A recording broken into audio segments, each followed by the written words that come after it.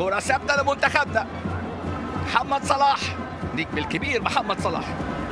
محمد صلاح اللي عليه امال كل المصريين النهارده، نجم نادي روما الفيراري هينطلق.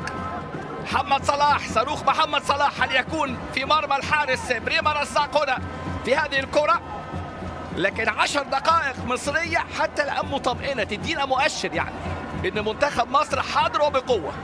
لكن طبعا نتمنى توزيع الجهد في ظل الرطوبة العالية، الطقس مش حر لكن الرطوبة العالية تشعرك بالإجهاد.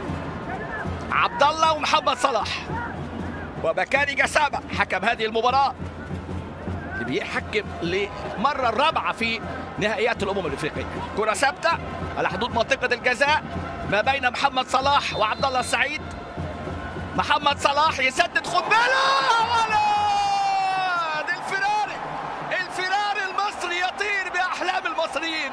بص شوف صلاح بيعمل ايه، بص شوف صلاح بيعمل ايه. اتفرج اتفرج اتفرج يا استاذ، اتفرج على محمد صلاح واستمتع. ده ايه ده؟